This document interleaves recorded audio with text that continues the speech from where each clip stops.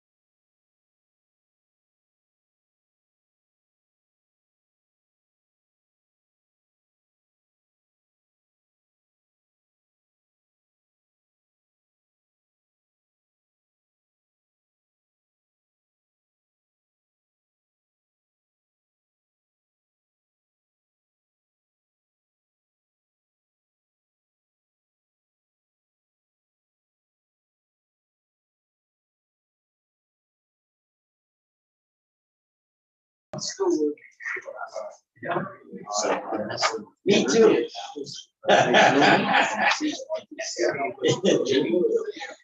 You want to sit with me one time like I did yesterday in the clubhouse, listen to people. I had a technical shop there.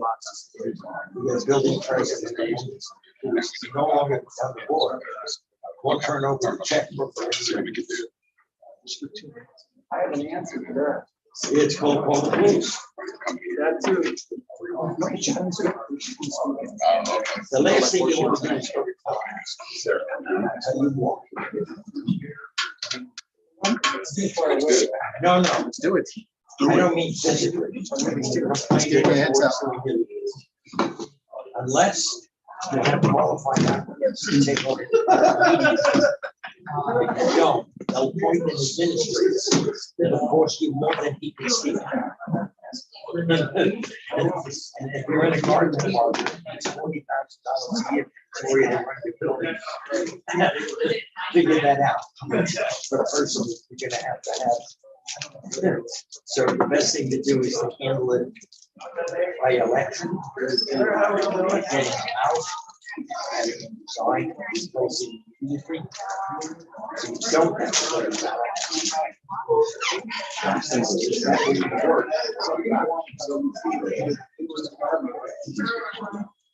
It's a terrible story.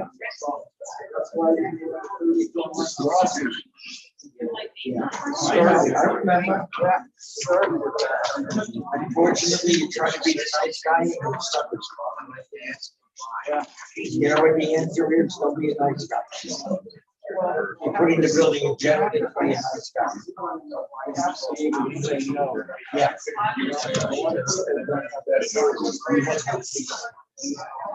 Well, I mean, the reality is I don't really know all this. No.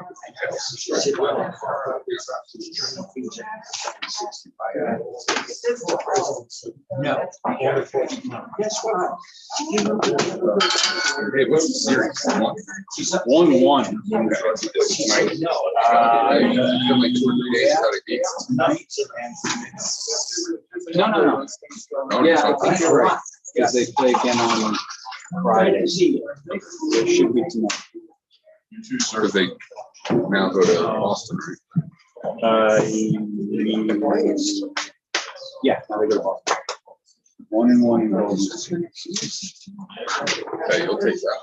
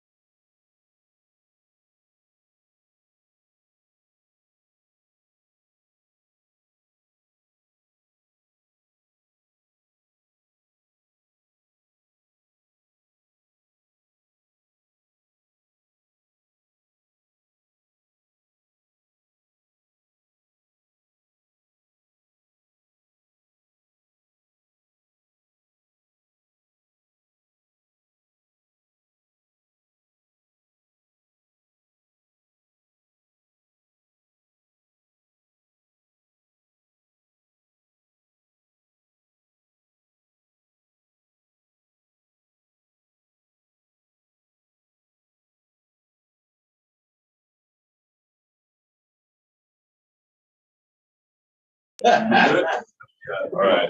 Truth and beer cookie. Beer cookie, blue tea. Okay, all right.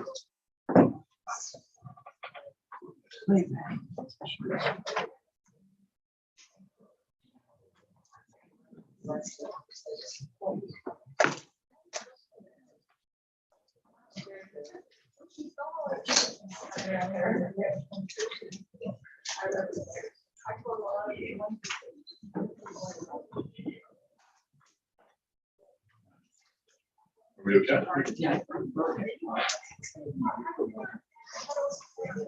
We're okay to go.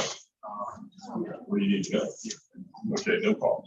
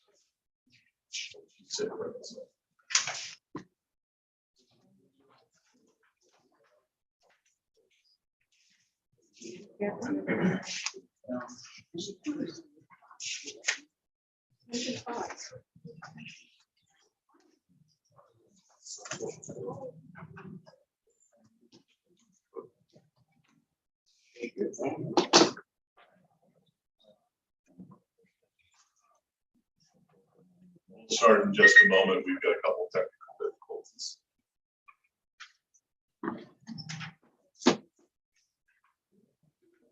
And that's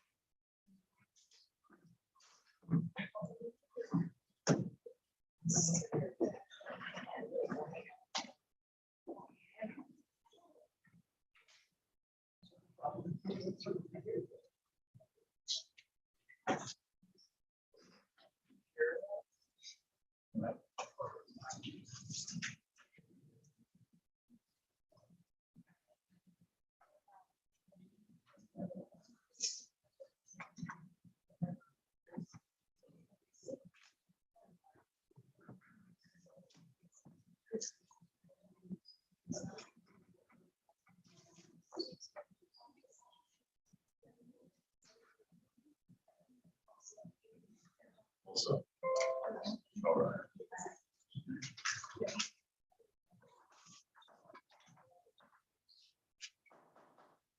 Ladies and gentlemen, we'd like to call to order the regular city commission meeting for June 7th, 2022 at 7:04 p.m. Please have a roll call.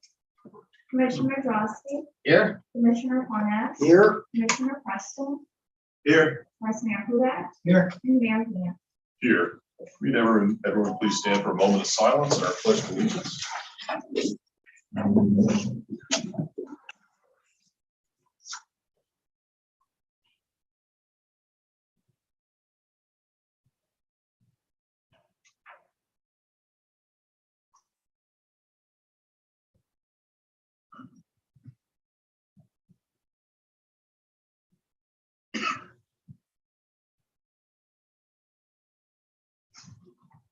Pledge of allegiance to the flag of the United States of America and to the republic for which it stands, one nation, under God, indivisible, with liberty and justice for all.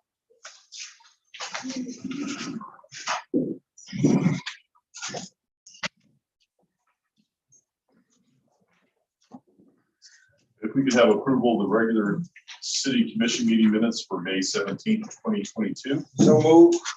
We have a motion and a second. All in favor say aye. Aye. Aye. Those opposed? We have acknowledgement of our city board meeting minutes for our non-uniform employees retirement committee meeting minutes from February 14th, 2022. So The moved. Hillsborough, thank you, pause one moment. Hillsborough Inlet District meeting minutes of April 18th, 2022. Code compliance meeting minutes from March 23rd and April 12th of 2022. The African American Heritage Board meeting minutes of April 14th and April 28th of 2022. And the Marine Advisory Board meeting minutes of March 17th, 2022. So moved. Second. We have a motion to second. All in favor say aye. Aye. Those opposed? Okay. Approval of our agenda for June 7th, 2022. Motion to approve. Second.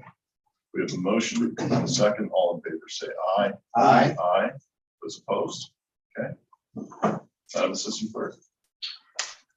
For those attending via Zoom online, wishing to speak under public comment or on an item that's open for public input, please click raise hand at the bottom of the participants tab and your audio will be unmuted when you are recognized by Mayor Gantz. For those attending via Zoom by telephone, please press *9 to raise your hand and your audio will be unmuted when you are recognized by Mayor Gantz. Please make sure that your audio is unmuted on your end by pressing *6. Thank you.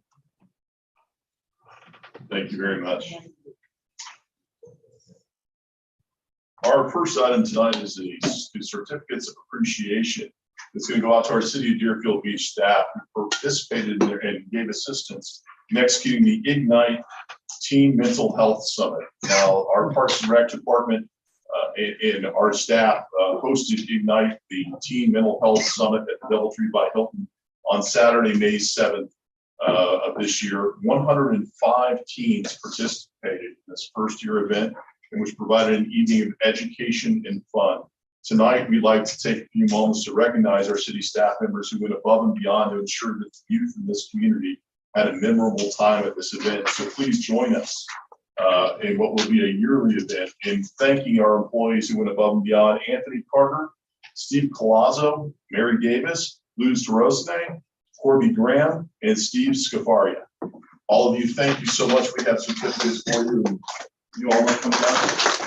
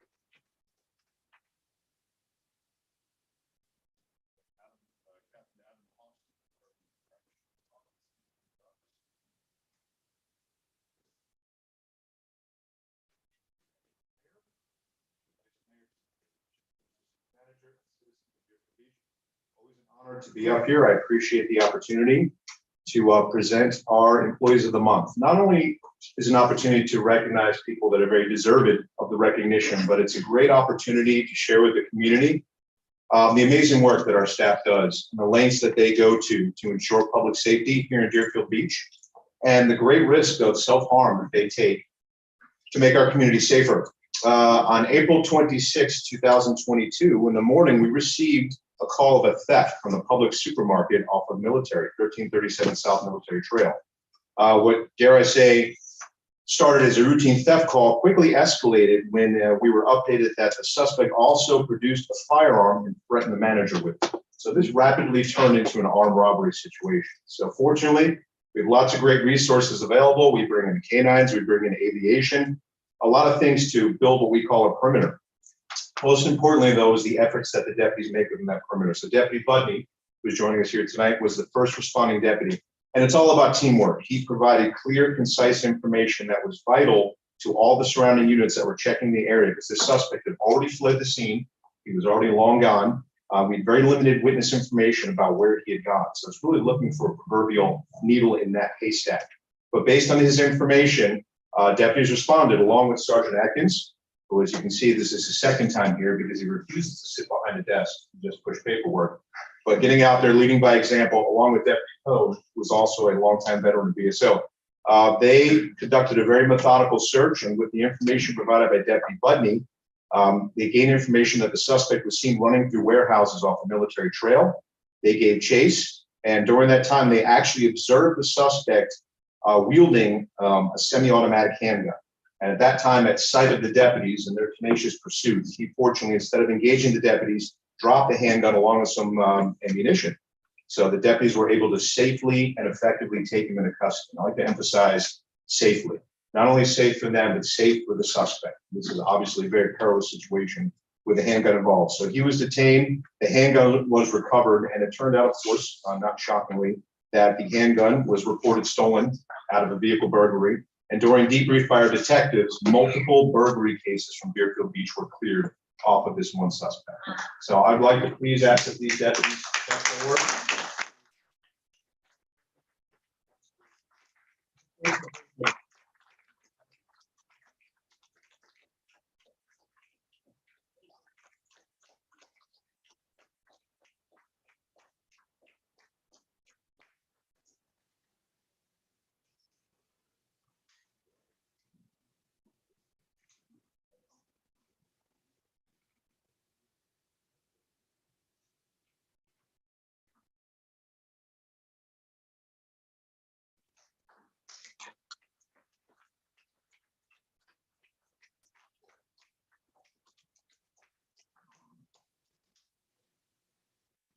Thank you, Captain, and thank you, officers. The attorney. Thank you, Mayor. Anthony Soroka, City Attorney, for the record. Item number 3 on tonight's agenda is an ordinance of the City Commission of the City of Deerfield Beach, Florida, adopting an amendment to the city budget for the fiscal year ending September 30th, 2022, approving a $10 million supplemental appropriation and budget transfer to the general fund to be reserved for indirect ARPA-funded projects, and a budget adjustment to the Utilities, Water, and Sewer Renewal Fund to modify the $2.8 million direct ARPA funding for the chlorine conversion project to indirect ARPA funding as set forth in the attached Exhibit A, providing for conflicts, severability, and an effective date. And this is second reading.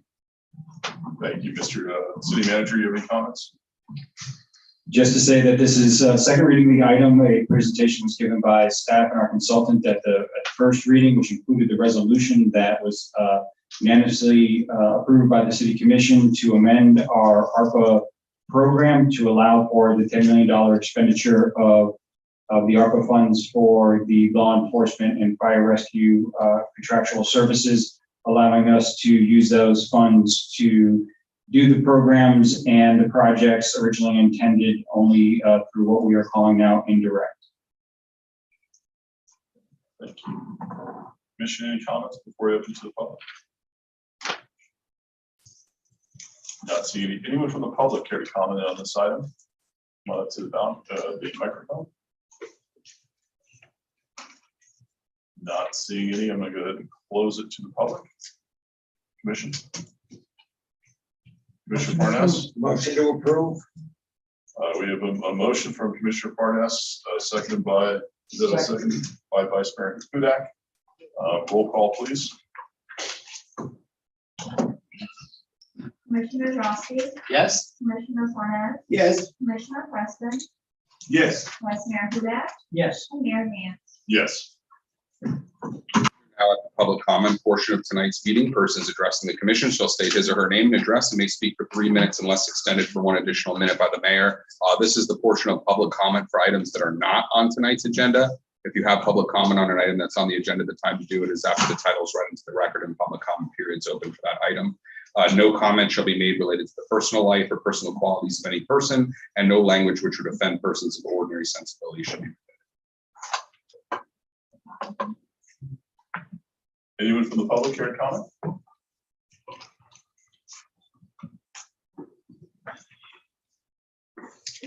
What's your name and address for the record, sir? Hi, Chauncey Chapman, 191 Northwest 47th Avenue, Deerfield Beach, Florida. Okay. I was told before this meeting that I was just wasting time. What I wanted to talk about is just not in your purview. I disagree. I think your job is to protect the city. And we've got a problem coming down the pike, and it's going to get hard. If you look at New York, Chicago, Detroit, San Francisco, Seattle, Los Angeles, you'll see cities that have failed. They've failed primarily because they have done some nutty things. You know, the Clintons told us that insanity was doing the same thing again and again and again, except expecting different results. And that's what we're seeing happen with these social experiments that are reaching into community policing and how criminals are dealt with by the courts. San Francisco downgraded felonies to misdemeanors and then had the police officers stop enforcing misdemeanors. Prior to that, if you broke into somebody's car, the city decided that the police would not investigate, not develop a report. And what do you think happened? Lots of shoplifting and lots of cars with broken windows. In New York City, the fellow shot, what's his name here? Doesn't matter. 19 prior arrests until he gunned somebody down in the subway. He was let out because of a progressive criminal justice reform effort. The ongoing rise in crime in municipal areas as the law permits more repeat offenders. And we're headed that way. An order was passed or issued by the Broward County Chief Justice Jack Tudor that basically stated people booked on nonviolent third-degree felony misdemeanor or misdemeanor charges in Broward County will be released without seeing a judge or paying bond or being in jail. No deterrence, no penalty. They just get to walk away and do it again, and do it again, and do it again until we have a subway shooting or the equivalent of it. The Broward County Public Defender Gordon Weeks said, it's important to take a fresh look at bond reform. Why? This new administrative order moves us towards a system that unravels disparities. Who's making up these disparities? And the criminal justice systems forbid individuals who lack the influence to post bond. You don't do the crime, you don't have to do the time. Why are we building a two-tiered justice system? Why would I be, because I have the influence to pay bond, thrown in jail and go see a judge, but somebody who doesn't have the influence to do that would get off with nothing? This is not right. We talk about, another minute? Please, we talk about justice for all, and justice is an equal thing. It's not racial justice or social justice or progressive justice, it's just justice. We have BSO. BSO does a great job. We can always improve the routing and response time and stuff. Continuous improvement is important. They can locate and capture the sketchy characters. But what good does it do to have BSO around picking people up who are committing felonies and misdemeanors if they're going to go into a turnstile and be turned back out on the street? You guys have the opportunity to talk to Broward County and tell them to stop this stuff. We need to protect the citizens of Deerfield Beach. We need to preserve our civil society. We need safe streets and safe communities. That's enough for me. Thank you very much. Thank you.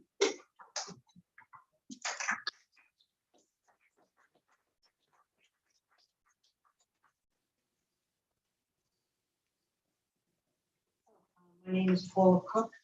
Just could, you mind pulling the microphone a little closer to you? Thank you. My name is Paula Cook, and I'm at 62 Centennial Drive in Deerfield Beach. And I have a question about, it was an article in the New Pelican, actually 2 articles in the New Pelican. The one is about the CRA working with a foundation to make a science type museum, a marine science exploratorium, as they called it, on our property in the Cove area. And in the article, it said that Chris Morey, who is the director, Morey explained that the city would form its own nonprofit corporation to operate the exploratorium, not build, maintain, but operate it. And their vision is for like 10 employees and millions of dollars. And It's gonna be wonderful, wonderful, wonderful. Now, I'm sure they're a wonderful group. One of these days, they'll finish the thing they started in Pompano, which is exactly the same mission.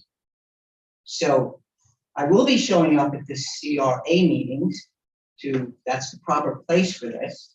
But if the city cannot form a nonprofit, we're nonprofit to begin with, are we not? We're not operating for profit. This just doesn't sound right to me. She might have been misquoted. Whatever, but I'll have to find out there. You are the same people on the same board, even though this board is separate. The other thing was in the Pelican again, some EVs, some charging station with Florida Power and Light at the beach. I don't think it's right to have people pay for other people's fuel. No one's going to the gas station and paying for our fuel. And I don't think this is really a proper place to charge your vehicle. If Florida Power and Light wants to do this, we shouldn't be paying for the fuel. We shouldn't be paying the electric bill. Let them put charge card things in their setup, like they do every other charging place. It's taking away our sites, unless maybe we could just park there anyway. We don't have an EV vehicle. So it just isn't right for someone who can't even afford an electric vehicle to be paid for their fuel. Thank you. Thank you.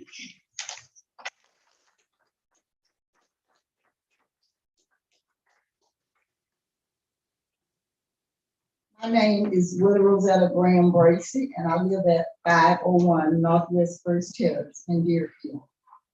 And I just wanted to make a remark. Every time it rains, we have a river. We live on the corner, and we have a river. All the other houses is not as bad as ours, but if a car comes by, it just pushes the water all the way up in the yard. I had to go and buy some tarp and put on one of my doors because the water was going up underneath the door in the house.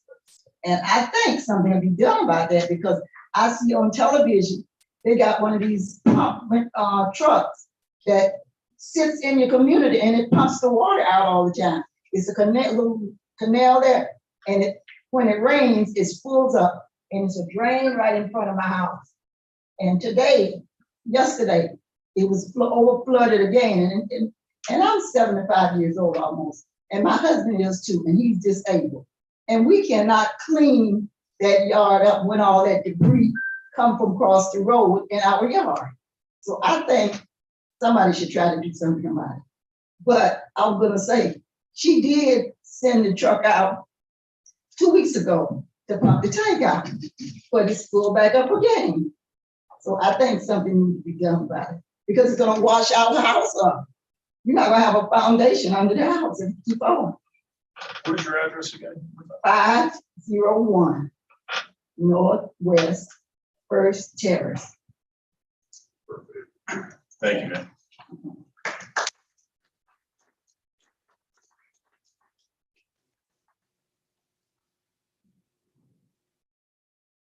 Good afternoon. Sandra Jackson, 386 Southwest 35th Avenue. I'm coming up here because I want to know if I'm going to be refunded or reimbursed. An incident happened to me on May 27th.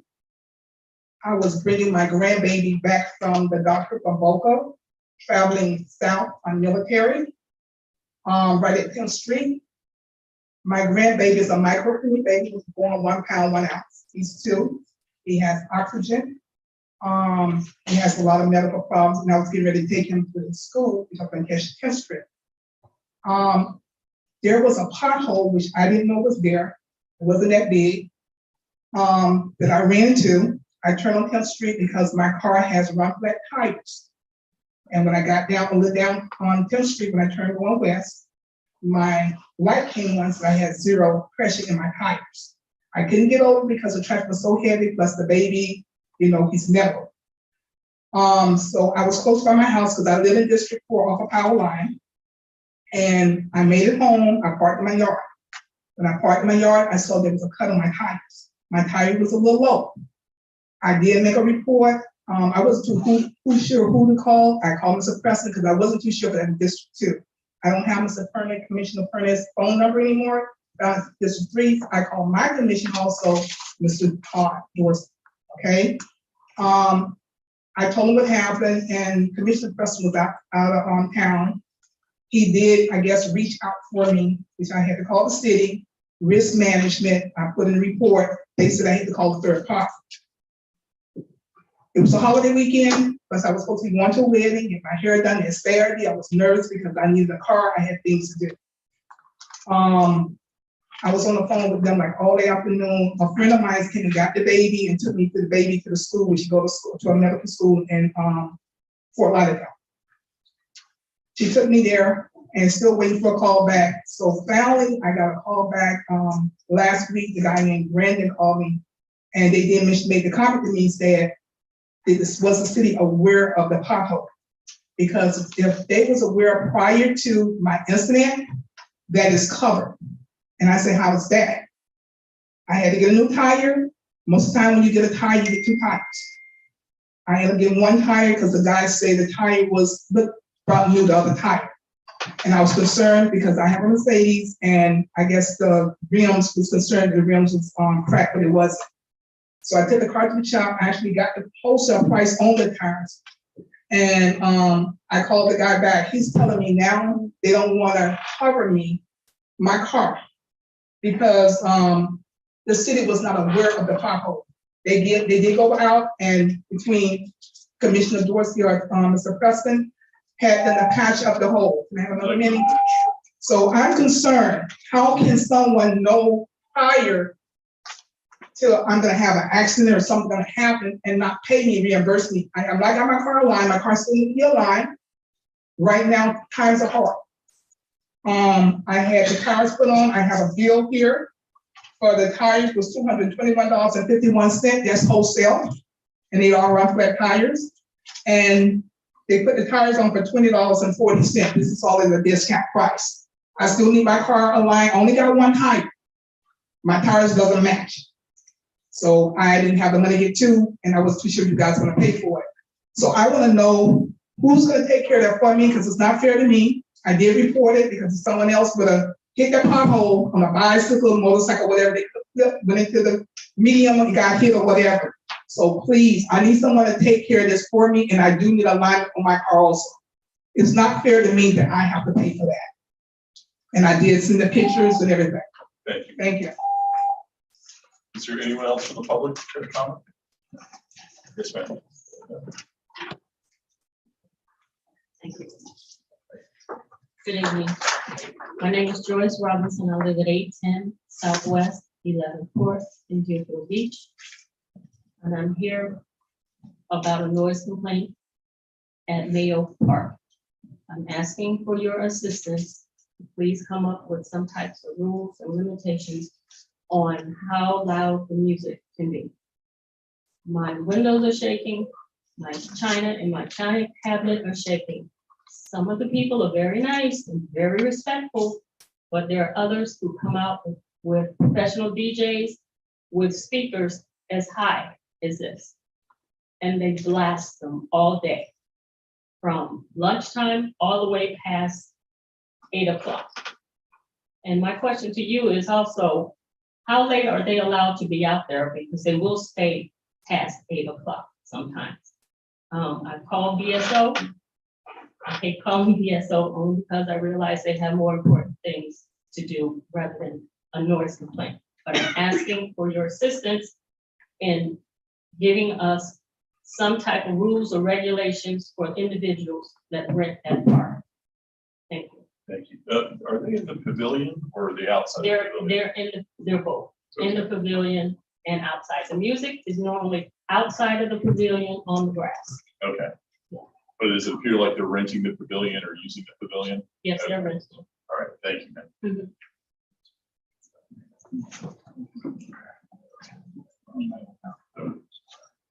Yes, sir.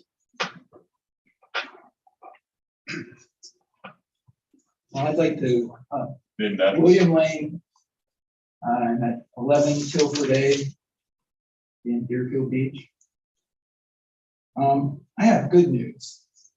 I don't know if anyone here had seen the article in Travel and Leisure naming the small Florida town as one of the most affordable places to buy a house, and that would be Deerfield Beach. And along with having one of the best beaches, the pearl of the East Coast is Deerfield Beach. And somebody sent me that from Maryland. They saw it and they have they're snowbirds. And they sent that to me and, it's a feel-good thing and it's the truth. Thank you so much. Anyone else from the public? Yes.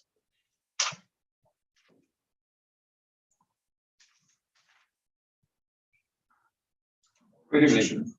Richard Rosenblatt, 97 Farnaby, Central Deerfield. I remember this time here, thank you. Billy, I happen to be from Maryland. And I'm coming to Deerfield, and I have to say I agree with him. I think this is the pearl of Florida and of the country. We have great beaches and great people. And our commission is wonderful too. The only grievance I have is I can't see why you have to stand going for third term. That's on the agenda tonight. Is it? I didn't Talk see about it. Okay, so I will not bring it up now, bring it up later. Okay. But there are also issues in Central Village where we have people interfering locally from the outside. I consider them outside. They're residents of the village, but they are in other areas. And practicing all of the license. And they'll be here to talk about that as well. And under resentment, when they overstep the boundaries of our elected officials, the commission to the police who were there, master management, Sen Club, and the one I serve on. Pardon? Okay, yes, thank you very much. I'm glad you're there, Patty. So, yeah, when we step in those bounds and don't check in with these organizations that are responsible for those things, I take it, and we'll talk about that. And thank you for your time, and I'll keep following you. And I'm just curious, on the, should this come on the ballot, is there a? We have an opportunity to speak. This is your opportunity to speak about anything that's not on the agenda. Okay, I just, thank you. Thank you.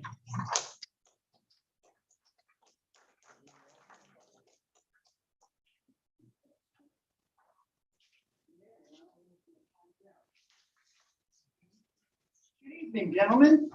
My name is Helen Lupo. I reside at 194 Newport L. Yeah, you're laughing, sir. I'm not laughing at all. Well, we're having a lot of difficulties with this place. We have one person who has caused such problems in our community, with our community.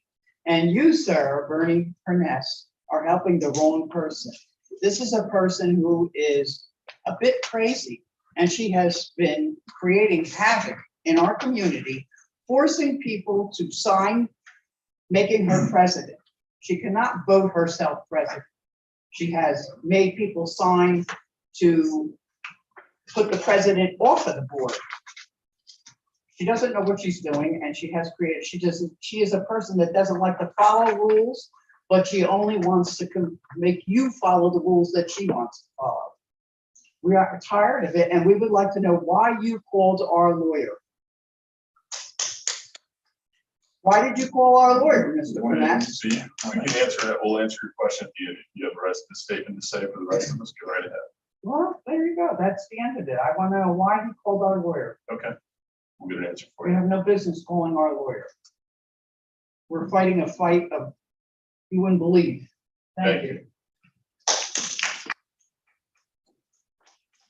I'm actually going to ask former Commissioner Rosenzweig while he's standing to please come back up to the microphone, because former Commissioner, it's not on the agenda necessarily in the way for that opportunity to speak about it that way. So I was mistaken. So I want you to go ahead and continue to ask your I question. appreciate it.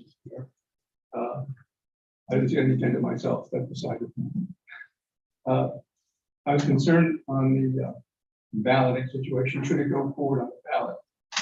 Do we know what the ballot count has to be that to pass on this resolution, number one? Do you have a number, an idea? I believe it's majority has to. It's the majority. You put the majority?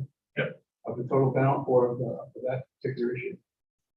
Of that particular issue, doesn't count any other way for me. Just like that way. And one other point I was going to say is, and it escapes me at the moment, my memory is just kind of faulty. That's okay. an age. That's okay. But we'll have to address the fact that you do change when we said we're here in Deerfield Beach. Yeah, I brought you back up to speak. You used up your time for your other stuff, but I wanted you to come up and speak about this that I brought you on. So I wanted you to have that opportunity. You have anything else regarding that other issue? There was, but not recall exactly what it was at the moment. I'm sorry. Feel free to give me a call so we can get you an answer. Thank you. I appreciate it. Thank you. Anyone else? Excuse me, ma'am. This is not the peanut gallery. We will answer all your questions in a moment.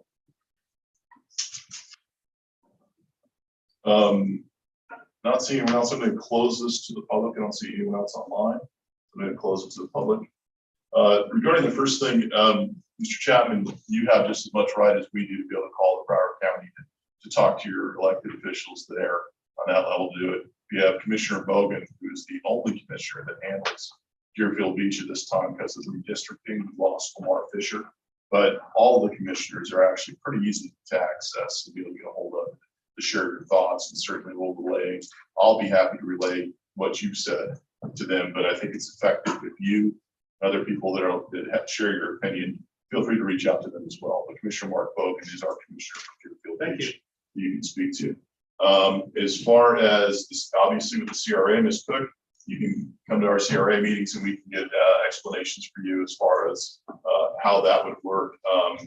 And thank you for sharing your opinion on the charging stations. I think that's been it's about a 50-50 split as far as what people feel about those. So I appreciate you sharing your opinion.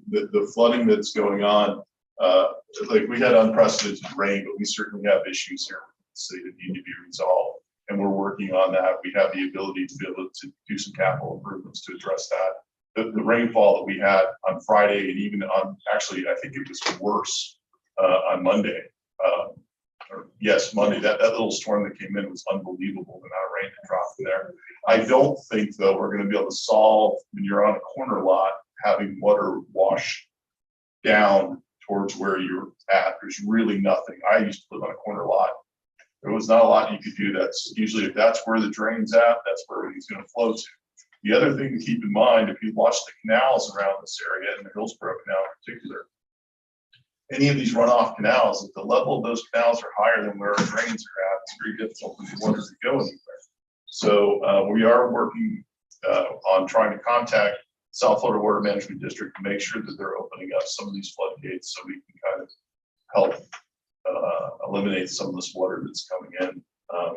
Mother Nature has decided to really give us all the rain that we needed for the last 3 months, all in a couple of days. So it's very hard to keep up with that. I'm going to ask staff to definitely look into the situation of the pothole.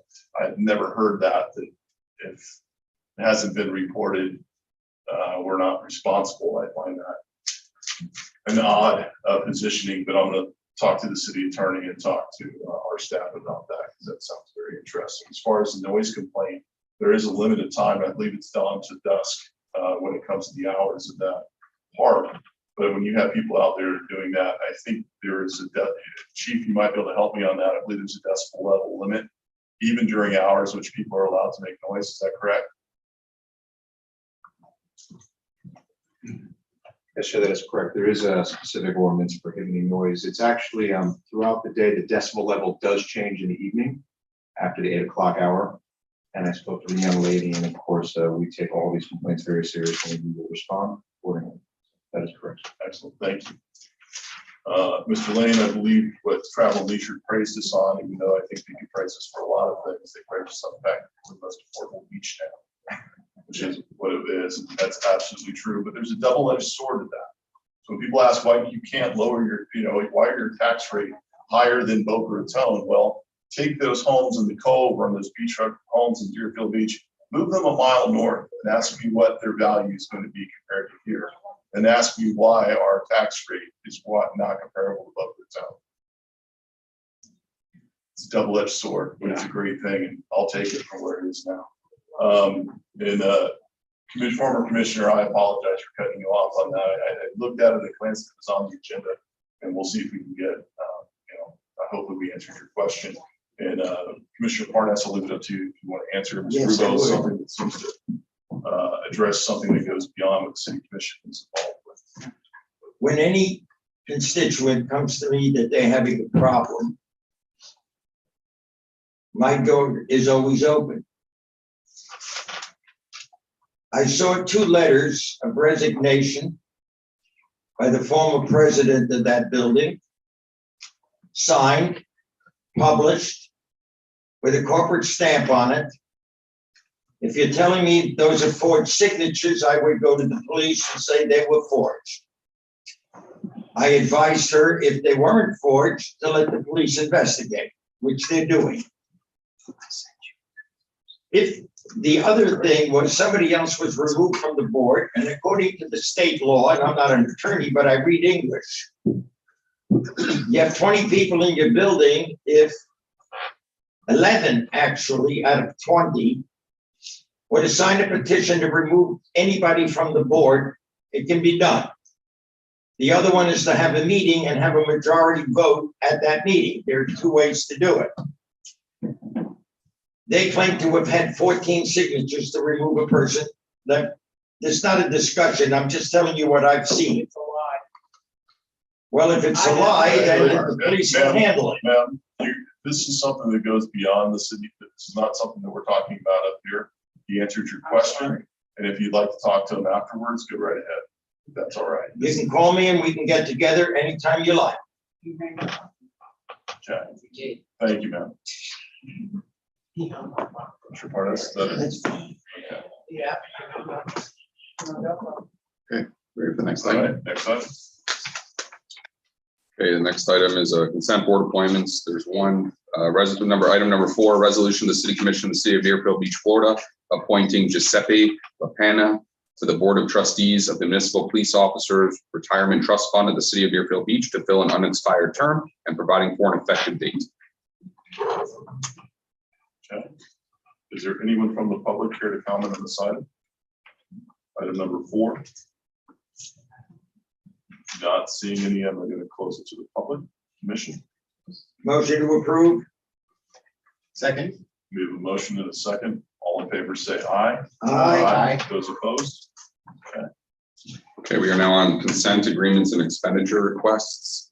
Items 5 through 8 are on consent. Okay, is there any polls from the commission for item number 5, 6, 7, or 8?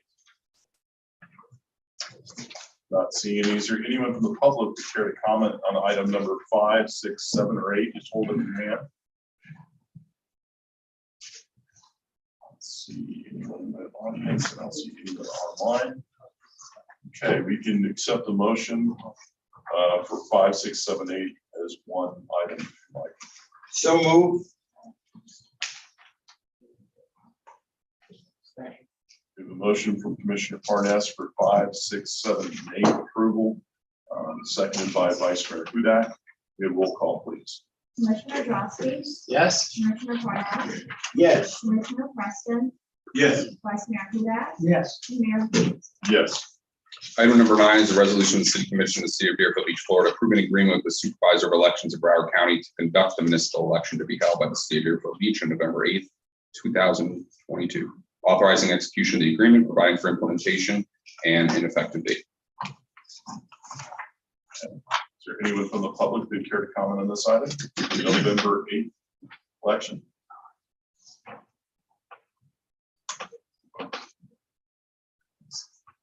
Fake me out there. I always love that.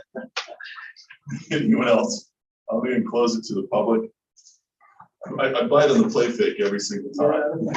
Stand up, make your head towards the mic. It's not happening. I'll close it to the public. Commission, any comments? Sure, go right ahead. We voted on this to be placed on the ballot. We now have an agreement with the supervisor of elections to put it on the November ballot. And I say we just go ahead and let the public decide as we voted previously. Is that a motion? That's a motion to approve. Okay, we have a motion. Is there a second?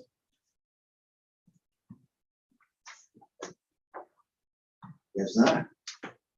Do we have a motion or do we have a second? I think that's a no. I'll pass the gavel to the vice mayor and second it. Do we have a second? Yes, I'm making it, so I'll second the motion. Should we vote? Commissioner Drosky, Yes. Commissioner Morales. Yes. Commissioner Preston, No. Mayor Nance, Yes. Vice Mayor Hill. No. That's passed. Thank you. Item number 10 is a resolution of the City Commission of the City of Deerfield Beach, Florida, approving the award of request for proposals number 22-21-PC for beach lifeguard stations 1 through 10, authorizing execution of an agreement with the top-ranked responsive and responsible proposer, Roof Painting by Hartzell Inc., doing business as Hartzell Painting, for the services for a 1-year term with 2 one-year renewals in an amount not to exceed $211,816.50 per lifeguard station, providing for implementation and an effective date. Thank you. Commissioner, any comments on this? Vice Mayor? I just want to say, probably 2 years ago, we approved the design of the new lifeguard stations. And this is definitely something that we need. I know that due to COVID and all that, we put this off, but it's definitely, something that we need to move forward with. These stations, and these individuals save a lot of lives, and they're out there to protect all of us. We need to make sure that they have adequate stations. So I would be in favor of this. Thank you. Thank you. Commissioner Drosky? Thank you, Mayor.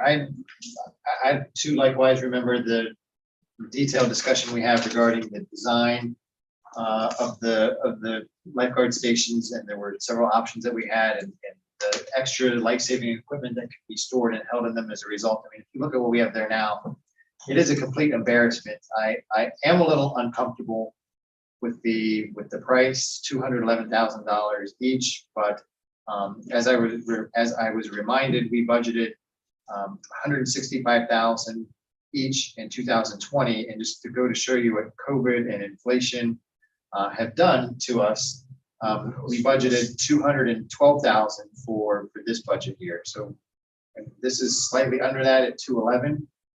We need it, and that's just the cost of materials right now, and there's no getting around it. If we vote no and wait, it'll be $300,000. So we have no choice. I'm not happy about it, but that's the reality of where we are. That's my comment. Thank you. Commissioner Parnas? I make a motion to approve. We have a motion to approval. Before we do, I need to open that up. to the Okay. public. That's all right. But I will say It's all this, right. we sent this out to 357 prospective offerers on this one, and we only got back 5 responses. It's very frustrating. Public advertisement, putting it out through our normal process. It tells you a little bit about what's going on when you only have 5 people apply for what seems to be a pretty lucrative job.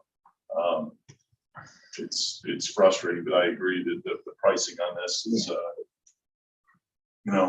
I'm sure most of that increase is probably just gas getting it to where it needs to go. So I'm gonna go ahead and open this to the public. Anyone, Gwen Clark Reed, you have your hand raised online?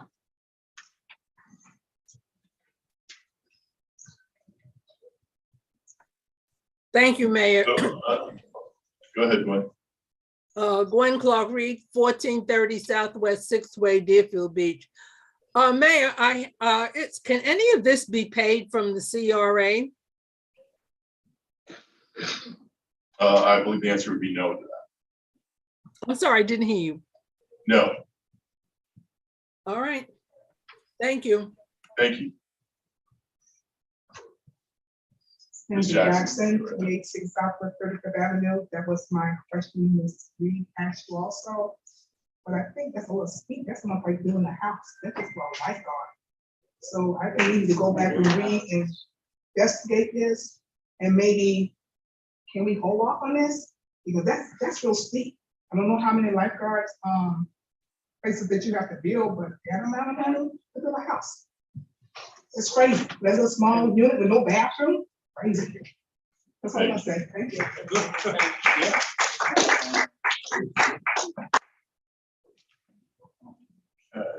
Anyone else from the public? I'm going to close it to the public then. We have a motion from Commissioner Parnas, second by Commissioner Hudak. City Attorney, you want to weigh in? Oh, I'm sorry. Commissioner Preston? Yes, I just wanted to say that, you know, it is important that when any money is being spent for any of the things that we have designated in the city as being important, this is something that that this commission takes seriously. The problem with, you know, like in this particular situation, is lifeguards saying, if we don't act on this now, if we were to delay this, I'm telling you, it will be more money, and a lot more. So then when we see an increase in that, then people are going to be more upset. This is a life safety type issue. I think there are categories in which we should examine, but we want to get this done for our lifeguards to put them in the best situations to be able to do their detailed job. So that's why, you know, the price is something I have an issue with it too. I don't like it, but I can tell you it would be more if we don't act on it. Right, thank you. And I don't want anyone to be misled by the name of the person who won the bid on this, because while they're prominently known for painting, this is actually constructing them, and I agree. It's more than what I paid for my first house in Deerfield Beach. So yeah, it's a little bit tough, but also considering what they have to withstand, how long those have stood out there, and the desperate need for new ones and new locations and improvements that we have. The longer we wait, as Commissioner Preston pointed out, it is a life safety issue. It's something that needs to be taken care of. So we have a motion and a second. We have roll call, please.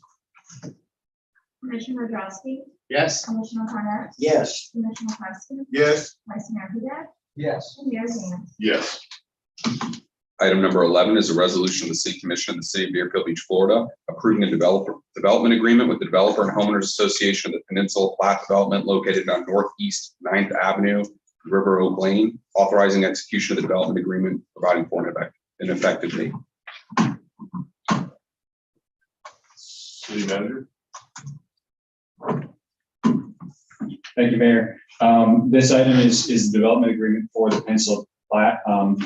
For me, the significance of this item is the patience that the developers and the owners of the properties have had, and the assistance that our staff has provided them in trying to come to an arrangement to make these properties as safe as possible, with some of the stipulations that we have in the development agreement. So I do want to thank them as well as our staff for working with them to get to this point. Thank you. Vice Mayor Hudak?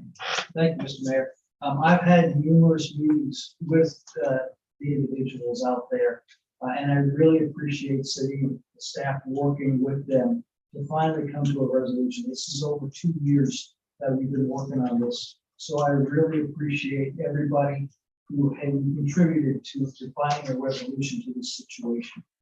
So I will be supporting this, and I just wanted to, again, thank staff for all their due diligence and getting this accomplished. Yes, it is nice to see this parcel, which I think was talked about being developed over 10 years ago. Moving forward. It sounds very nice.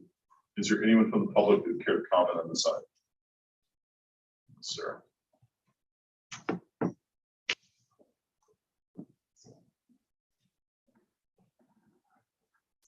Good evening. I'm Michael Brennan. I'm the attorney for the HOA and two of the homeowners. I just want to thank the city manager. I want to thank the staff. I thank the vice mayor for all your assistance. It's true. My client's been very patient, trying to work through these issues, and there's been a lot of starts and stops. I also thank the city attorney for his assistance in including this. I hope you can support my client's development of this road. Excellent, thank you. Anyone else? I'm going to close it to the public. Commission. Motion to approve. Second. Motion by Vice Mayor Hudak, second by Commissioner Parnas. We have roll call, please. Commissioner Drosky, Yes. Commissioner Parnas, Yes. Commissioner Preston, Yes. Vice Mayor Huda, Yes. Mayor Sanders. Yes. We are now at comments by administration and legal. Legal has no comments tonight. I see item number 12 is a presentation on the new median landscape manual and update on current improvements. So I'm going to turn it over to city manager.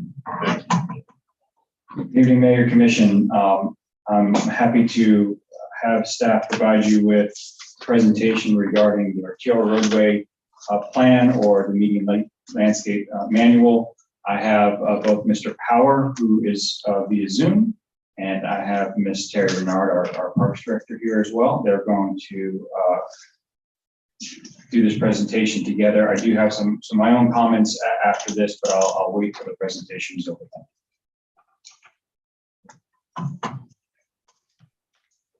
All right. Good evening, Eric Power, Director of Planning Development Services, City of Deerfield Beach. You can go to the next slide, please. So the city is working to create a overall holistic project plan for arterial roadways, which are the medians and the adjacent landscaping that goes around the medians. We have worked jointly with Planning Development Services, which is our myself and our landscape architect Harold Hoyt, as well as multiple members of the Parks and Recreation Department, most notably Terry Renard and Mike Purcell. And of course, the goal is to create guidelines for the city that anyone can use, and that we have a plan for what we want to see in the city moving forward. And of course, with the fact that we have two architectural zones in the city, the coastal community and the Pioneer Grove district as well. And now that we have completed this plan, we are actually working on making those improvements as we speak. We are in the process right now of working with our CCNA contracts to make improvements to the four particular entrances, which is one, Hillsborough Boulevard from Power Line to the Florida Turnpike, Military Trail north from Hillsborough to the county line, North Federal Highway from Hillsborough Boulevard to the county line, and South Federal Highway from approximately 15th Street to approximately Southwest 10th Street, again, which is one of our entrances into the city. So the process that it will take to improve these particular medians does require DOT approval and does require that plans are designed to meet those intentions for DOT. So now that we have our guidelines in place, we are seeking for assistance from our CCNA contracts to do this process. We expect that this process will take approximately 6 months from the time in which we are able to hire one of our contract firms to the time that DOT approves, and then we'll go through a process of obtaining the landscape. If you go to the next slide, please. So just a quick example of what the guidelines show. I'll just go through a couple quick slides. Everything here are guidelines. They are not meant to be exact or specific. They provide examples of what can be in these locations to meet the requirements. Just go to the next slide, please. Just another quick example of what can occur in these certain areas. You see that we look at a few different things, basically looking at types of plant material, locations of those materials, because they do have to meet requirements for right-of-way, for site triangle, line of sight, things of that nature, and what can actually be viable in the width that the medians are. You go to the next slide. Part of the improvements are also hardscape. The city will probably be looking at concrete pavers as hardscape throughout the medians. Not everywhere can be landscaped, and decorative concrete pavers are also an appropriate feature for a lot of our medians. And if you just go to the next slide. And one of the reasons why it was important for the city to obtain this, this plan is not every median in the city of Deerfield Beach is actually owned by the city of Deerfield Beach. So while there are approximately 20 miles of public median, 3.67 of those miles are private. And so these guidelines now help those private property owners understand what are required for them to improve their medians, especially when we have to cite them via code enforcement, which is something that the city typically has to do in order to make the private median owners improve their landscape. This guideline will certainly help them with that goal. And with that, I will turn it over to Ms. Renard.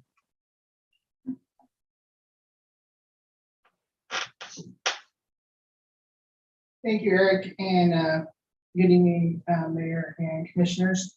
So I'm really happy. I walked in after all the work was done, but really happy with this plan.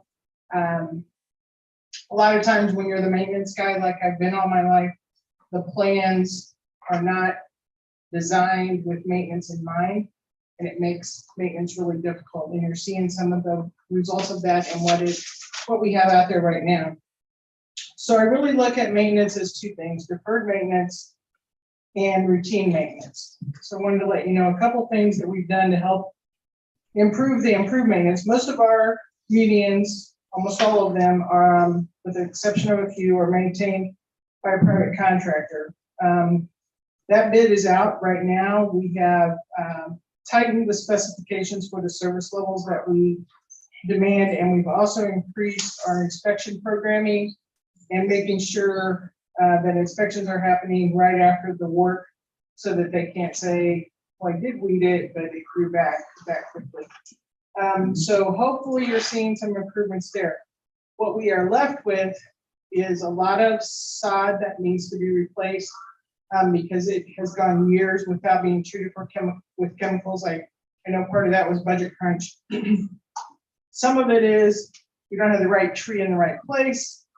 Some of it is we don't have the right irrigation.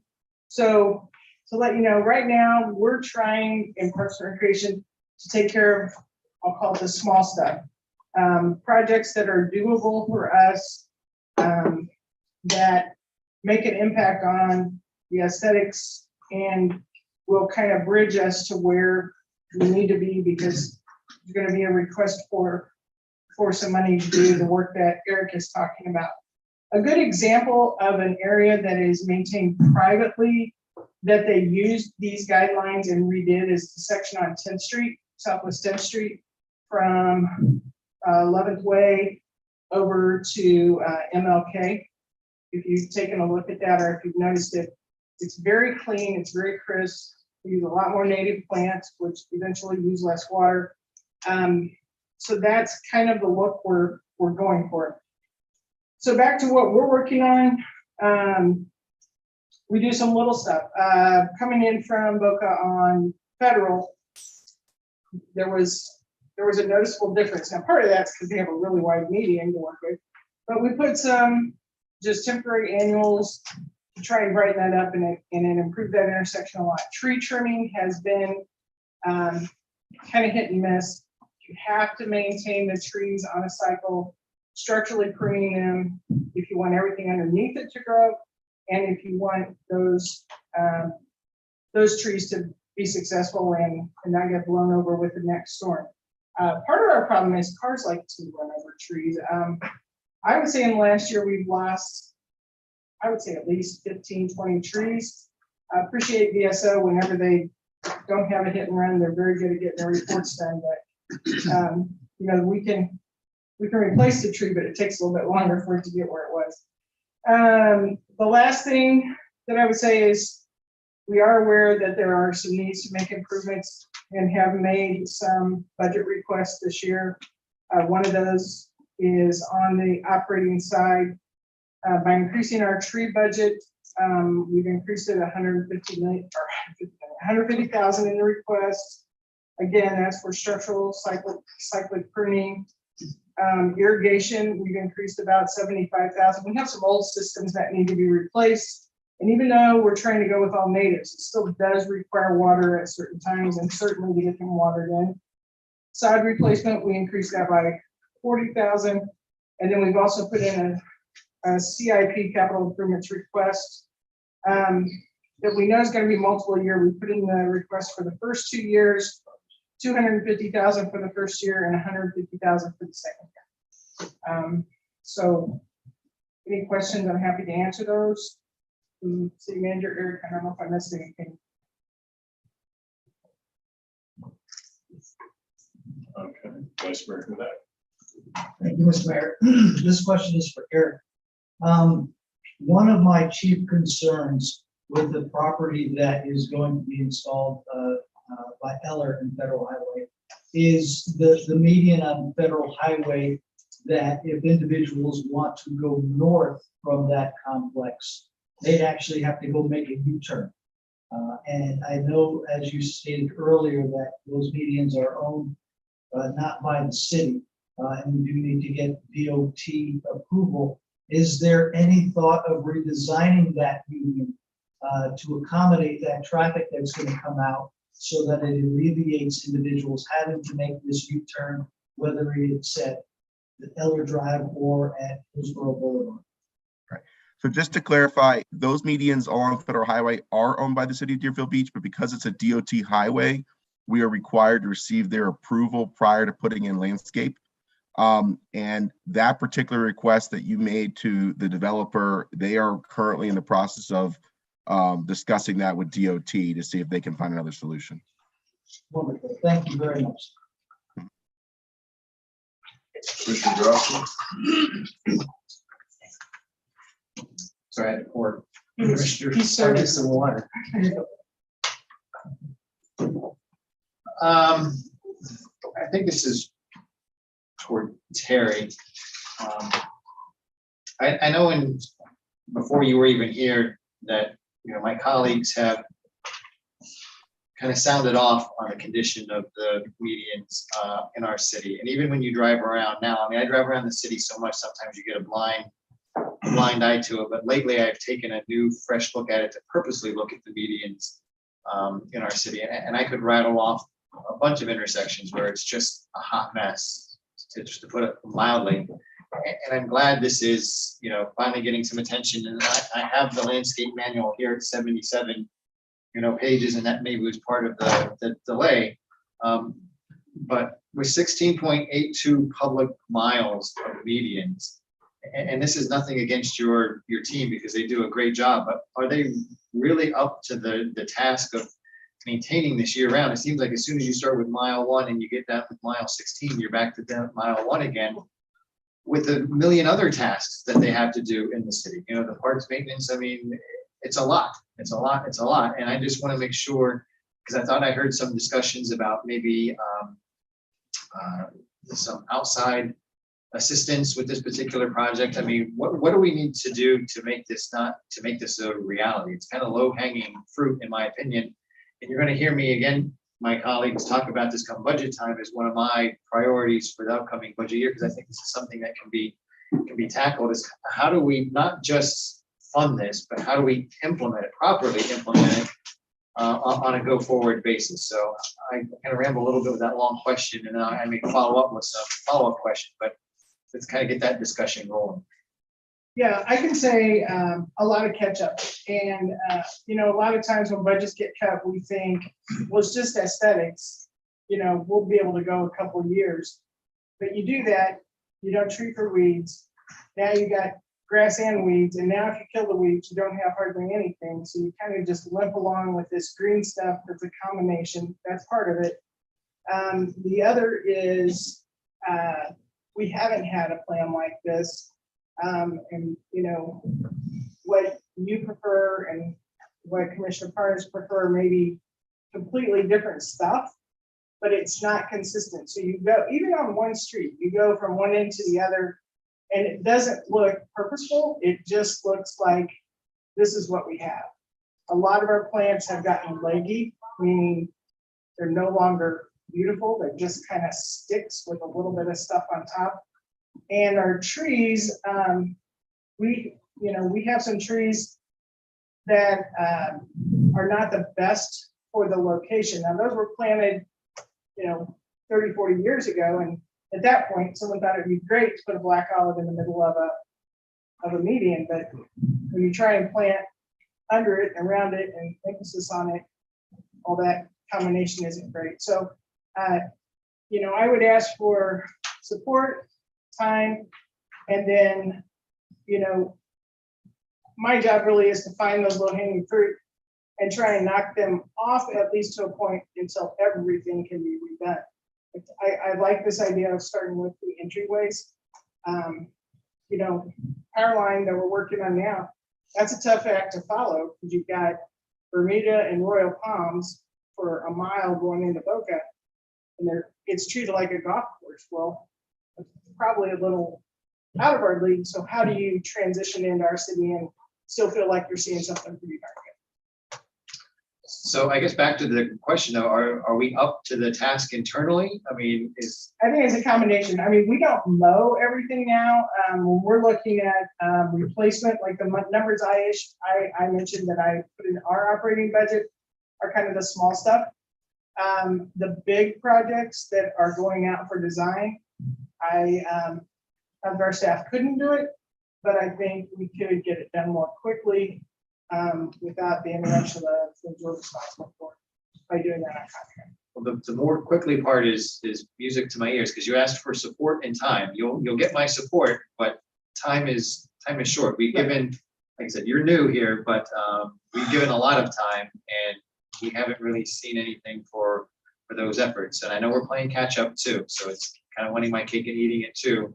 But whatever we need to do to fast track this, I think needs to be done. It's been not intentionally ignored, but I mean, it needs a lot of TLC in our city. And so if internally we're not up to the task, not because we don't have enough people or whatever, just because we're too spread thin, then whatever we need to do to, not whatever, but within reason, we need to really focus on this, in my opinion. And again, come budget time, you're going to hear me talk more about this. So I'm just kind of teeing it up for week after next discussions, but that's something that I personally would like to see.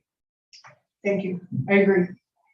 Like when Commissioner Drosky talks about timing, I'm very frustrated and impatient, just to be honest with you, because it's something I've been harping on for a long time. And while, and having been in office for a really long time, I've gone through the great crash that we had, in which we had to cut all of our funding. And one of the first things that was cut was fertilizer and everything we did during those hard times. And as we moved along, it hasn't been a high enough priority. People say, well, why are we investing so much in this? It's very important. Well, the number one complaints we get in this city from people is, why can you tell the difference when you leave Boca and come to Deerfield Beach, or even in Pompano, or even going to Coconut Creek, which made a major investment in their meetings that they had. So I am frustrated that it's taken this long, but I'm glad we're moving forward with this. I'm a little disappointed that I don't see more Royal Point siennas, which are obviously native. They're resilient. They don't take a lot of water, and they pretty much take on a car, I'm pretty sure, pretty well, compared to some of these lighter palms that we had and the light of the problems that we had. So I would like to have seen more color and more pop going along those. How much of this is going to be managed with non-potable water? Not much yet. I know we're trying to work to get an allocation for Broward County. We're trying to get that along with FDOT along there. And look, if it was up to FDOT, they would have ragweed and hemlock, I think, in all the meetings. Actually, they would put it in Taj Mahal. They would say, we pay for it from here on out. So they have no problem doing that right from the beginning.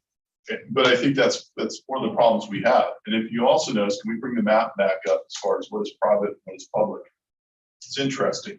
On some of the medians, which people get very frustrated with, you'll see if we get that map back up that you have in the presentation. Certain areas, those are out of our control. So if you look at one of the major arteries that we have is Power Line in Hillsborough. That's, I believe, Publix shopping center, the Deerfield Mall is in charge of the maintenance of that. So that's why you see what's been put in there when that was first built And what little maintenance is there, it's always a struggle for us to go after them to make them maintain it. I am a little surprised because I thought that the parcel next to the Home Depot, it's right to the west of I-95, where across from JM Family, that intersection right there, those little skinny medians that are there, I believe those are private. I'm surprised to see them listed here as being public, but I thought those were private. And I know we've had trouble chasing them down to get that taken care of. Some of these I think are FDOT, is that correct? That's correct. And that's why we run into the problem with Hemlock and Ragweed, because you see what is definitely FDOT. But I think this is a step in the right direction. It's something we need to do, and it's an investment we need to have. It's curb appeal. To me, it's low hanging fruit. When people ask why our property values are where they're at, well, it's our curb appeal. So I want to make sure when people enter Deerfield Beach, they don't have that feeling that, they've slipped into an area that doesn't have that same curb appeal. And that's a way to help. That investment helps lower people's taxes over time. So I think that's what we need to do. So I'm glad we're moving forward with this, but I'd like to see, maybe some minor adjustments and move the timeline along. Is it correct? It's going to take 6 months. Is that it? That's to get to the CDs and permits. I believe, Eric, that's your best estimate on this, right? And Mayor, if I may, that has more to do with FDOT than it does with us. Okay. I just want to make sure that we're moving forward at a fast timeline on this. We're not dragging our feet. I've been waiting for this and arguing for this and fighting for this for a long time. And, there are people that are short-sighted that don't think we should be investing in that sort of thing, but they don't. Those are people that usually end up moving into a different state after 6 months of being here in this town. So those of us who have been here for a long time, it's the best long-term investment to make for your citizens. So thank you. Vice Mayor Hudak. And I just wanted to echo their sentiments as well. But what I'm most excited about is the fact that we actually have a unified plan right now. I think before everything was kind of hodgepodge together, and we put some force thought into it with regards to the maintenance and the upkeep, to make sure that 6 months after it's put in, it doesn't look like it's looked before. So that's what I'm most excited about, because we've all lived here a long time, and this is a fight that we've all seen. Myself only 3 years, Mayor 16 years, but I'm glad to see that we put some force thought into it and developed a unified plan. So I'm excited about that, and I really hope 6 months, a year from now, we're seeing a huge difference. And this is just the start. This is just start of the project. We're tapping our main entrance thoroughfares in arteries, entranceways. This plan's on going to other areas of the city as well. It's just not limited to that. This is just a starting point. Correct. It's all arterial roads. Excellent. Thank you. Anyone from the public here to comment on this item? Gwen Clark Reed, you have your hand raised?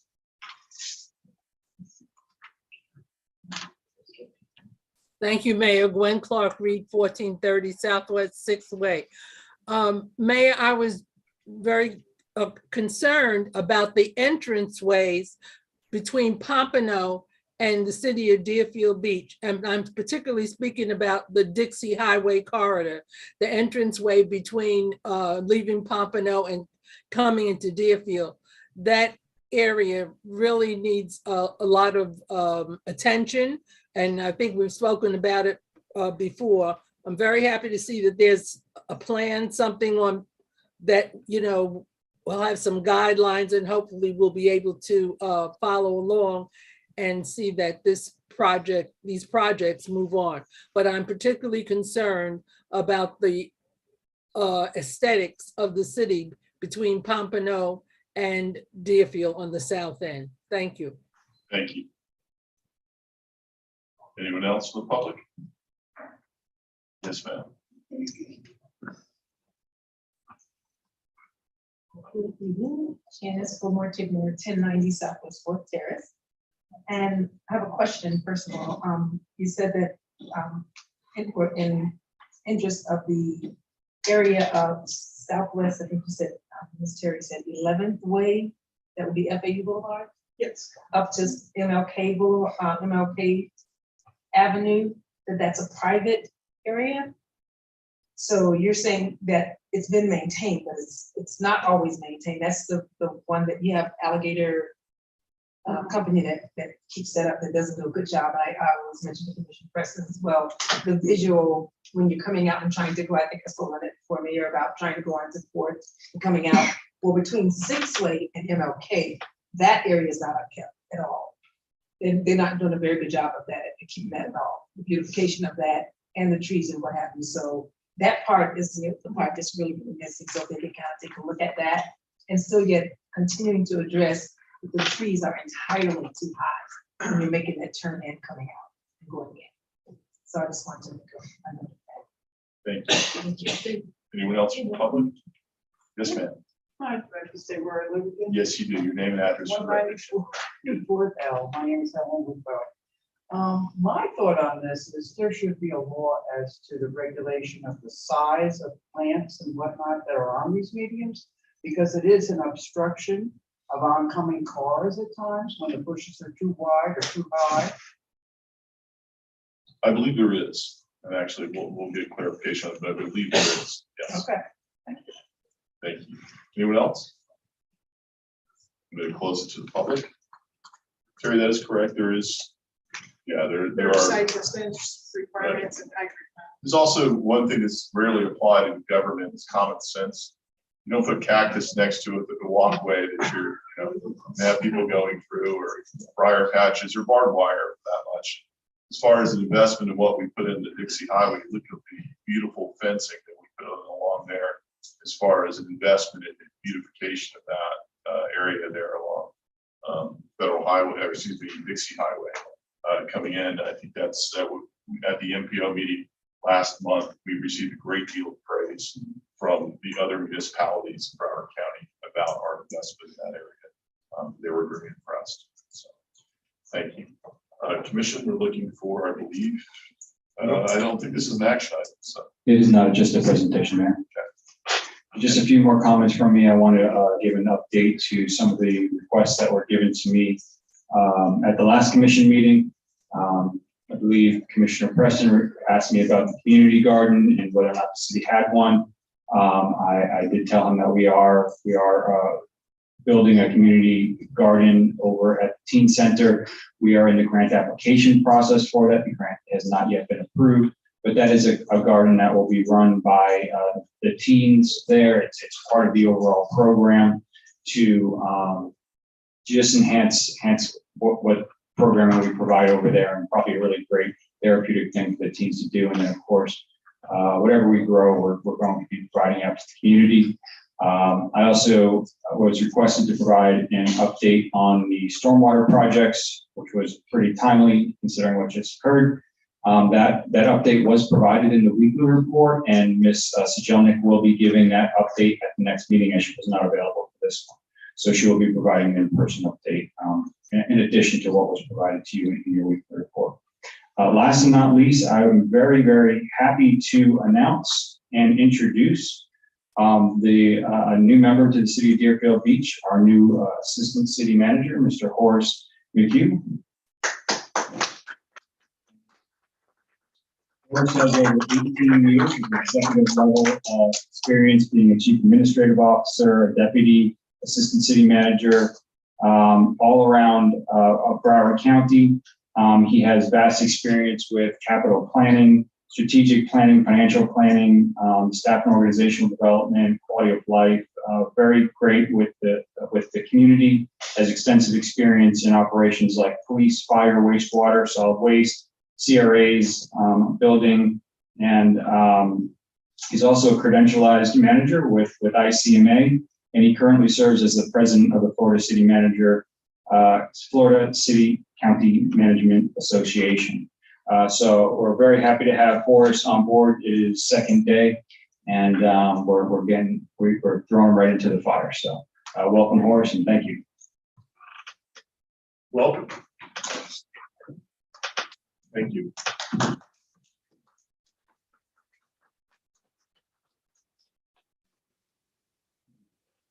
Last item on tonight's agenda is item number 13, discussion regarding the selection of a voting delegate to the Florida League of Cities 2022 Annual Conference from August 11th through 13th, 2022.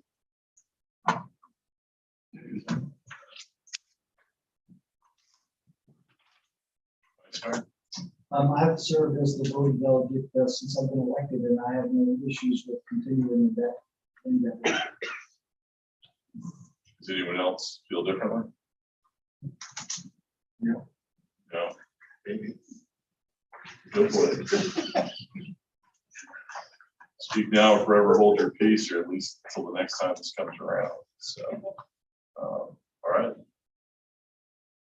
We voluntold you the first time, so I'm glad you're volunteering for it now. So thank you very much. Appreciate that. Is that the end of our discussion? I think we're looking for a motion on to actually make the Yeah, appointment. is there anyone from the public who care to comment on this? Not seeing any, I'll close it to the public. Okay. Motion to approve. Second. Commissioner Drosky, do you have something? I was just gonna ask, do we need a backup? Because I plan on going to the conference as well, so I mean, I don't mind being the backup or alternate if it's asking for it. It just says, I don't know if we're being asked that or not. I don't know if they allow for it. If they do, I'll nominate Commissioner Drossky. Second. Okay, so we'll amend the motion, then city attorney, I'll let you clean this up for me. Okay, so I think as I understood it, we have a motion to appoint Vice Mayor Hudak as the voting delegate and Commissioner Drosky as the alternate to the extent that Mr. Jack is not available. Okay. Is that the motion? We have a motion, we have a Second. second. All in favor, say aye. Aye. Those opposed? Okay. Don't embarrass us, gentlemen. You are now on comments by Mayor and City Commission. Okay, let's start with District 4. Of course. I don't have any comments tonight, except for, I'm gonna steal somebody's thunder because I know someone else is gonna mention it. I didn't see it personally, but I was told that Deerfield Beach was the question to a Jeopardy. Answer to the Jeopardy question. It was the answer to a Jeopardy question last night. The question was, in what state are Pompano Beach and Deerfield Beach located? The answer was Florida, so we made Jeopardy last night. So that's your useless information. Not the first time we've been Jeopardy around. Other than that, it's a quick turnaround to our next meeting, and I have no further comments. Excellent, thank you. Did you get the answer right? Yeah. Contestant got the answer right, yes. District 3. Yes, I would like to remind people that we had a mass shooting only 7 miles from where we're sitting now in Parkland. People say it can't happen here, it can happen here, and it did. In our county. We lost many students and teachers. Personally, I could not support any candidate that voted no on personal universal background checks. I hear arguments, well, the criminals will get guns anyway.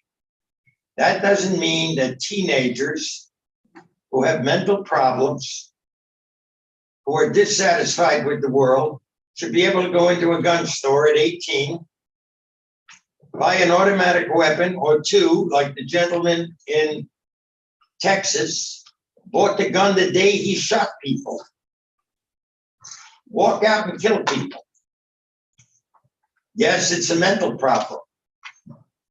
I saw an interesting thing. A man who needs an AR-15 to kill a deer needs dynamite to go fishing. We can do something. When, little history, 1934, Al Capone's mob machine gunned to death 7 people in a garage. And they were in police uniforms, the gangsters with the machine guns. And they killed 7 people. Congress was so upset. In 1936, they passed a law banning machine guns. It's still on the books and still enforced. Has nothing to do with the Second Amendment. Because if you could pick any weapon you want, I would pick a killer helicopter with 250 caliber machine guns on my lawn. But that's illegal. So the government has a right to tell you what kind of weapons you can own. When assault weapons were banned in 1994 for 10 years, we had very few mass shootings. When Congress refused to renew it, mass shootings went up 43%. How do you argue with that? Assault weapons are a military style weapon. When I served in the military, I fired M1s. I fired submachine guns, BARs, carbines with automatic buttons on them. But I was in the military. We're not in the military to defend your home. Police tell me the most basic weapon to defend your home would be a shotgun. Somebody try to force their way into your home. Because you don't have to be a great marksman to stop anybody.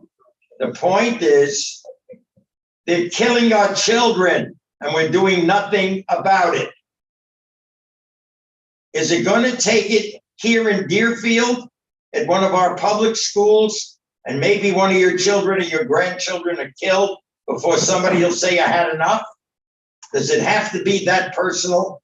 I take it personal when children are killed. That we're not doing enough to stop it. We're doing nothing. So I personally won't support any candidate that refuses to at least vote for universal background checks. Keep guns out of the hands of people that shouldn't have them. When the ban on assault weapons was in again, mass shootings went down. That's a statistic you can't argue with. That's fact. And I say enough.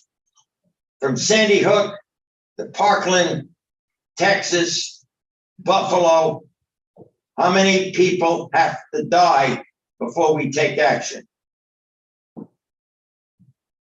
That's my point of view. Hey. District 2. I wasn't prepared to even, I didn't even know you were gonna bring that up. But being that you did, if there was any type of a law that tried to take the right of Americans to own a gun, according to the Second Amendment, I would be marching with those gun owners. But I do agree with you. There is no reason to have this. Nobody talks about the fact that America is the only industrialized country in the world that's dealing with this. But we have said as a people, because of certain organizations, that it's just okay. So it's going to continue to happen. We can be outraged all we want. But it's really funny to me that the weapon of choice is a semi-automatic weapon. That one weapon is the weapon of choice that people are using.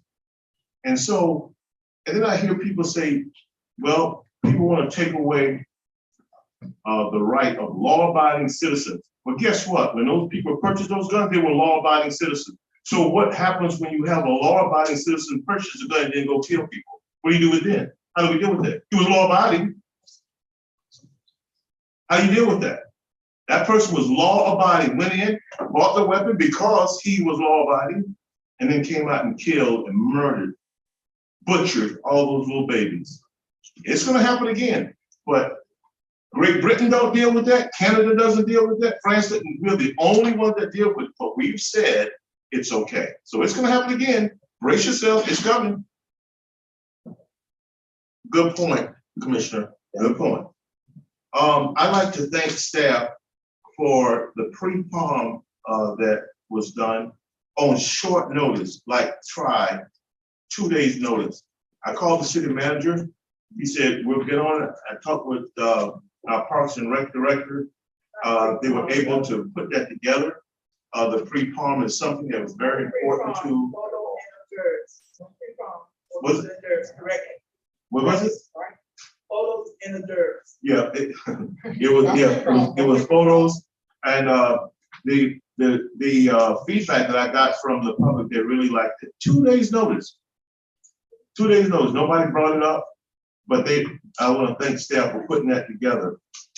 Juneteenth, is going to be on the 18th celebrated. As you well know, in the city of Deerfield Beach by ordinance, it is a holiday in which City Hall is closed. Our employees have it off. We want you to come out and enjoy this. Understand what it is. Grow with us with this Juneteenth. It will be on the 18th. It'll start at 10 a.m. in the morning and it goes to 8 p.m. There's going to be an NFL camp on the 25th of this month at Westside Park. You know that some of the people that were brought before this commission, Brandon Powell being one, he plays in the NFL. It is he and James Pierre that is presenting this camp for all of our kids in the city of Deerfield Beach. So let your kids come out and meet some NFL stars.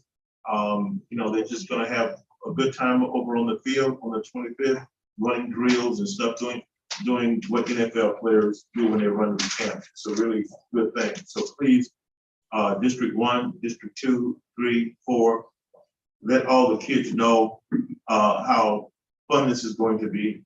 And let's promote this so that the kids can come out and have a good time. When it comes to the loud music, the comments that was made tonight is so right. People are looking for some relief, but I will tell you, I have entertained the calls. I have never not entertained those calls, and to try to bring relief. And there's not a time that I've called BSO that they did not get on it. They have always been right there. The problem is that you're not anticipating it. And if BSO didn't come out right away when I asked them to, it's because the officers was on a call or something, more of an emergency call. But then when they are freed up, they come in and address it. But the comments are made of people the windows are rattled. It's true. I drove by it when I got the call and it was unbelievable. But these are people that are just wildcatting. They don't get a special event permit. They do everything without a permit. And so many of the people in the area just complain. But to reiterate, there is not a time that I talk to BSO that they don't take it serious. And once they get on it, they clean it up. The problem is the consistency of having to do that. It's like every weekend, but that's how that's being handled. When it comes to potholes, that sort of thing, if a resident's car is damaged in the city of Deerfield Beach, tax-paying resident, listen, whether the city know about it or not, my feeling is that those persons should not have to incur a cost. That doesn't seem fair to me. It doesn't seem fair. Whether the city was aware or not, you have to get a new tire, 2 new tires, car aligned or whatever, something that you did not call. Driving on a street in the city of Deerfield Beach, taxpayer, resident, and now we're gonna make them pay for it? It's wrong. It's wrong. That's my feeling on it. They should never have a cost like that. The city of Deerfield Beach is here to protect its residents. And whenever something happens like that, we ought to be resident friendly. Always looking at a resident, how can we help to solve the problem? But guess what? I wasn't aware of that. Oh, it doesn't matter that you got 2 flat tires. It doesn't matter what the situation is, you pay for it. That just on the surface doesn't seem fair. And I hope that we can fix this. And I hope that the person that spoke tonight does not incur any cost as a result of it.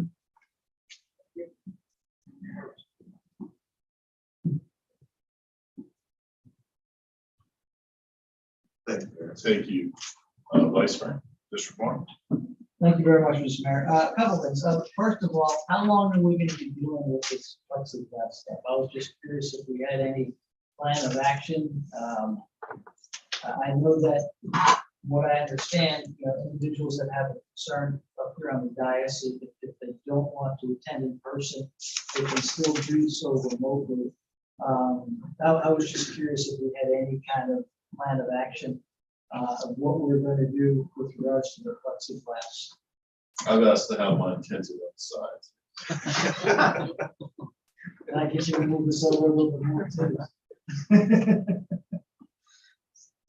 So, I don't know, city manager, I don't know if you wanted to respond to that or not. I don't know if you want to- Yes, absolutely, Vice Mayor. I'll be honest, I really do not have any plans to remove the plexiglass. That really, I think, needs to be, if the level of comfort of the commission is to remove it, I'm more than happy to. In all honesty, I haven't really thought of that at this point, since I still see in many stores and public places, you still see the plexiglass, but really it is absolutely up to the majority of the commission, or however the commission, feels about that. But again, I do still see the plexiglass up in a lot of places, so I had not considered it at this point. Okay, that's fine. The commission, whatever they feel comfortable with. Thank you for addressing the floodwaters. As you all know, we experienced it over the last couple of days, and it's the beginning of hurricane season. So I hope everybody is getting prepared. There's a strong probability that we're going to get hit with a hurricane, hopefully not. We have prepared for, last couple of hurricanes, we've been without power for days on end, at least in my neighborhood. So, if you don't have a generator, it might be a good idea. Make sure that, we're kind of stocking up now before the rush comes, and Publix and Home Depot are telling us every half hour how we have to buy water and batteries and all that happy stuff. I think these hurricanes are definitely sponsored by Publix and Home Depot. This weekend, I met with a gentleman by the name of Lee Gottlieb. Lee Gottlieb and his organization helped install the COs that we have on the south end of our beach. It was a project that was done a number of years ago to see whether or not it was a good idea to install these COs in order to retain the sand. And I was firmly against it, because my thought was that there's going to be these huge mounds, and we're going to lose, our beach and what we're used to as far as the views are concerned. The south end of the beach has had these COs for about 7 years, and right now they're about 2 feet high. And you can see a huge drop off with regards to where the mounds started, and then even where the grass goes down and where it's at now. So we have lost a tremendous amount of sand due to not installing anything like this. And while I'm looking at the COs, I look over to the left, and you've got that big fence up there to stop the sand from blowing onto A1A. And so my thought was, well, do I want to look at these COs, or do I want to look at that fence? But what I would like to do is I've asked city staff to research how high will this mound get. From what I understand, it's 7 years old now, and it's 2 feet high. At a minimum, I would like the COs or the mounds to be fixed up. It's just where right now they're getting other plants invading into them. So if we can have Lee get some volunteers to at least get what's there cleaned up so it looks aesthetically pleasing, and then maybe have city staff do some research to see if we can extend the route, whether it's the north end of the beach or further to the next tower. It's just something we should look at. It will save the city a lot of money. A lot of times when we're up here, residents will complain because we're spending $10 on something, but there's no issue with putting up this plastic fence and having staff, pay staff to do that and bring it down, and then spend $3-4 million to re-nourish the beach. So we really have to start looking long-term. What is the best solution for retaining the sand that we have? And if these mounds are not going to obstruct our view, it's definitely something I think we need to look at further and maybe consider in the future. Thank you. Thank you very much, Vice Mayor. Regarding loud music, White Waters Park had a big event, I believe it was about a week ago. They had It was approved by the Broward County Commission. We certainly don't have any control of what happens in Quiet Waters Park, but they had an issue with loud music also, coming out of the Deerfield Mall. Being across from the Deerfield Mall, the music was so loud, it sounded like someone who was playing loud music in the parking lot. And then I thought, well, maybe it's coming from the Deerfield Mall because it was so loud, your windows were vibrating. But it turns out it was actually a concert that was going on in Quiet Waters Park. So the residents along the hammocks, I'm about 2 blocks north, or excuse me, yeah, north of Hillsborough Boulevard. I didn't quite hear it. I could hear it muffled, but people along Hillsborough Boulevard, their windows were absolutely shaking from this noise. So I want to thank PSO for taking some action on that. I know it's limited what we can do, but again, I encourage all of us when some of these things are happening to reach out to our county commissioners who have a say on it. Because I'm going to be speaking to Commissioner Bogan about this in particular, this event, because it went on too loud and too late. So that's part of the problem we have. So it's a little bit of everywhere. It has it, even when it's a government sanctioned event, it gets to become a problem. Flooding issues that we had, like we put in, we have an infrastructure plan put in. You can't combat that much rain drop in a very short time, no matter how well prepared you are. But I would like to see us make sure that we have our crews ready to roll into neighborhoods where we have known issues at. And I know we responded. I think we probably could have responded a little faster. I know it's a little bit about safety. We want to make sure we're not putting our crews out there immediately in the middle of a hazardous condition.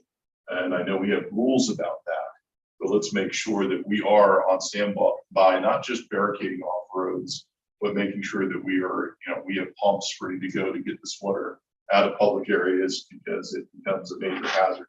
It's not just Deerfield Beach. I drove that same weekend into Coconut Creek and the water was above the curb in some shopping areas that were absolutely hazardous. You could see where you were driving or what you were driving into. So, I ask everyone to be patient with us when you have a plan. We are moving forward with a big investment in infrastructure to make sure that we take care of some of these long-term flooding issues we've had. But it's not going to solve something that might happen this weekend or the weekend coming up after that. I am going to be looking for volunteers for boards. We have some vacancies, so if you're interested in volunteering for any of our boards, please let us know. Commissioner Vice Mayor Hudak, you're talking about the COs. We had a public meeting on that. We did a pilot program to put in an alternative to COs to see how that worked, and my understanding is that got washed away. Yeah. So it tells you how good it worked out. Yeah. So that didn't happen. I also want to address some misinformation.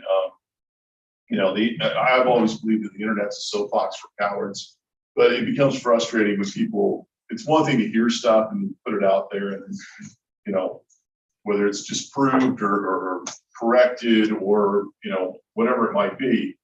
So we had someone recently post something, because I got a call on it, about our fire assessment fee, how the city had levied it at another city in the state of Florida. And this is coming from somebody who doesn't live in our city anymore. I think he's still a little upset that him and his wife didn't get a job with the city when he first moved here, and has been a constant complainer, which is fine.